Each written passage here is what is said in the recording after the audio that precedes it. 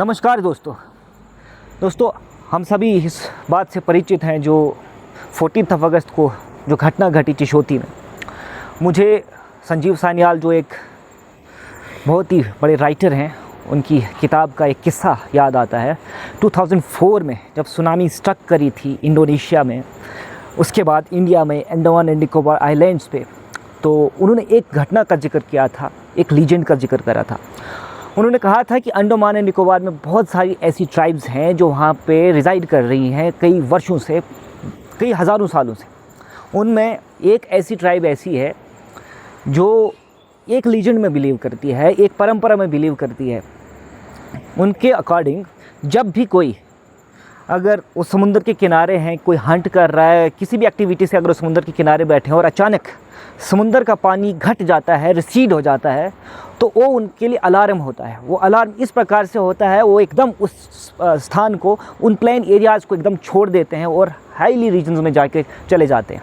लेकिन जब रीज़न जानने की कोशिश की तो रीज़न वो भी नहीं जानते थे, लेकिन ये एक घटना का सूचक थी। उसके कुछ समय बाद जब वो पानी रिसीड होता है, वो जो ट्राइब जो है हाई रीजन्स में चले जाते हैं। एक हैवी सुनामी जो है, हाई वेव, कई मीटर्स हाई वेव जो है सुनामी की वहाँ पे स्ट्रक करती है। और जो ट्राइब्स उस टाइम इस परंपरा से अवगत नहीं थी, वो इसकी चपेट में आ जाते हैं और बहुत सारी जाने जाती है। आप सभी जानते हैं 2004 की सुनामी जो है पूरे इतिहास में एक डेडली सुनामी मानी जाती है, खास करके भारत के इतिहास में। दोस्तों, इसी घटना का तार जो है मैं कहीं ना कहीं मचेल माता यात्रा से भी जोड़ना चाहता हूँ।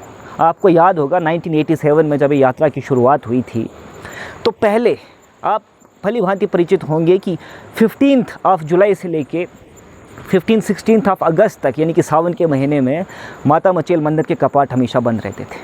लेकिन जैसे जैसे समय आगे बढ़ता है, हम जैसे ही रश यहाँ पे देखते हैं मचेल यात्रियों का, इस परंपरा को कहीं ना कहीं हम भूल जाते हैं और अब मंदिर को जो है 15 जुलाई से 25 जुलाई तक बंद रखने की परंपरा को आगे बढ़ाने का प्रयास करते हैं। यानी कि 20 डेज़ को हम छोड़ देते हैं, उनको नेगलेक्ट कर देते हैं।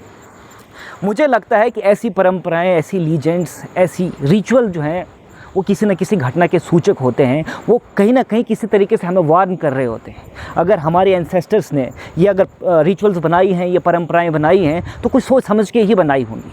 अगर सावन के महीने में मंदिर बंद रहता है तो कहीं ना कहीं जानते थे कि इस समय यहाँ मंदिर पे आना जो है ठीक नहीं है, और फ्लडेड नाले होते हैं, कहीं ना कहीं किसी तरीके से क्लाउड बस्ट भी हो सकते हैं, फ्लड आ सकते हैं, पत्थर आ सकते हैं, बहुत सारी चीज़ें होती हैं। और भी मैं आपको बताना चाहता हूँ, ये खाली सावन के महीने में ही माता मचेल मंदिर के कपाट बंद नहीं होते, बल्कि मकर संक्रांति यानी कि 13-14 जनवरी के बाद लगभग बैसाखी तक, तब भी ये कपाट जो है माता मचेल मंदिर के बंद होते हैं। तब भी अगर आप इसको साइंटिफिकली देखें तो उस समय भी एवलांचेस का डर रहता है, नाले जो हैं उनमें ग्लेशियर्स का डर रहता है, एवलांचेस का डर रहता है। तो कहीं ना कहीं मुझे ऐसा फील होता है कि ये जितनी भी हमारी परंपराएं हैं, ये साइंटिफिक हैं, इन्हें हमें हल्के में नहीं लेना चाहिए। और जो भी एंसेस्टर्स ने, जो हमारे पूर्वजों ने हमारे पास विजडम शेयर करने की कोशिश करी है, इसको हम आगे बनाए रखना चाहिए।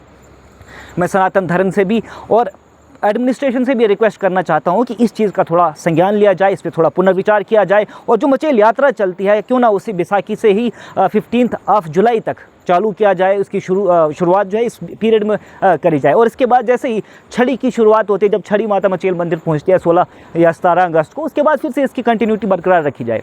साथ ही साथ दोस्तों, मैं कुछ और चीज़ें जो है वो ऐड करना चाहूँगा। अभी आपको पता है हिमालयन रीजन्स में जितनी भी यात्रा है, क्लाउड पर सारे हिमालयन रीजन्स में हो रहे हैं, जो मतलब पहाड़ी इलाके वहाँ पर हो रहे हैं। इस चीज़ से भी हम भली भांति परिचित हैं कि जो अभी हमारे हिमालयाज़ हैं वो यंग माउंटेन्स हैं, और हमारी इंडियन प्लेट लगातार जो है यूरेशियन प्लेट के साथ टकरा रही है। तो ये फोल्ड्स की मूवमेंट जो है, ये लगातार माउंटेन्स का, नए नए माउंटेन्स का निर्माण अभी कर ही रही है।